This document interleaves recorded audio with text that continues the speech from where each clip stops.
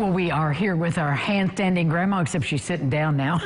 April Native. Darn it. And we are going to plank here in a minute, but we really wanted to share that April is an author, and you can get her book on Amazon and other places. So what prompted you to write that? Well, this is the Rotator Cuff Diaries. The Rotator Cuff and Diaries. I had rotator cuff surgery in 2015.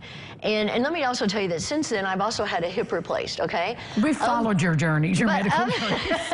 Of the two surgeries, though, the rotator cuff surgery was by far the worst as far as the recovery. Says. It really was.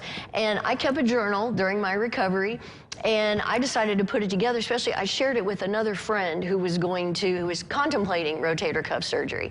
And I said, well, you can read my journal. And she actually decided to have it after she read my journal. And I think what I wanted to do was help people know what to expect.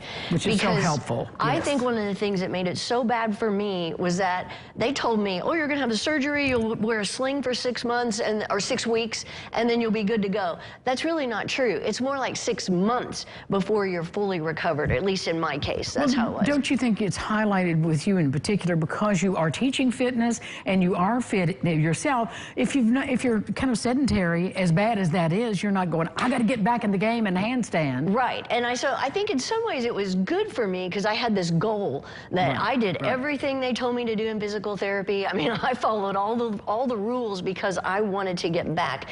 And I know the physical therapist had told me that there were sometimes people, and I have this in my journal even, talking about how they would leave physical therapy and she would see them later at the mall walking around without their sling, letting their arm, so I, though, am a rule follower, and so I did every single thing they told me to do. And I'm happy to say, after having rotator cuff surgery, I mean, I have full mobility, I do handstands, I do planks every day. But that's not the result most people have. I mean, they get limited mobility. So what was it? Was it because you were so fit before, and so all of this connective tissue is already strong? Well, the thing is, personally, it depends on why it happens to everyone. Like some people, it happens in an accident. Mine was stupid old arthritic bone spurs that caused it to tear, and nothing glamorous there.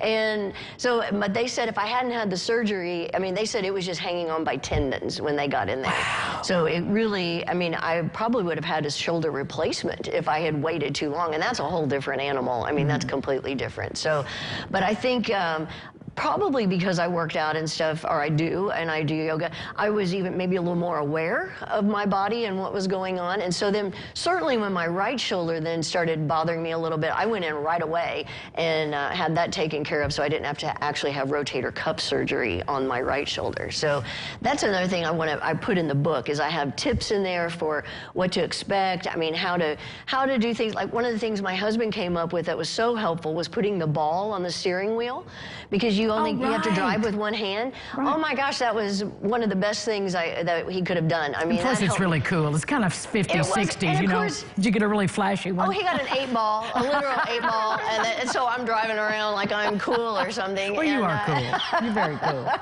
So that helped tremendously. And then even little things like you can't tie your shoes with one hand. You need slip-on shoes. As a female, you can't do your hair, you know? Like all you can do is you can comb it, you can dry it, but then really that's it. I couldn't put my hair in a ponytail. I mean, so I was glad I had family to help, but it's just things like that I put in there to think about beforehand. Who are you gonna line up to help you cook and put on your shoes and put on your bra? I mean, I couldn't shave my armpit by That was more than any of us wanted to know about, April, but thanks for sharing it. Anyway. My poor husband had to go way above and beyond. That's the for better and for worse part. Thank you. We'll be back with April.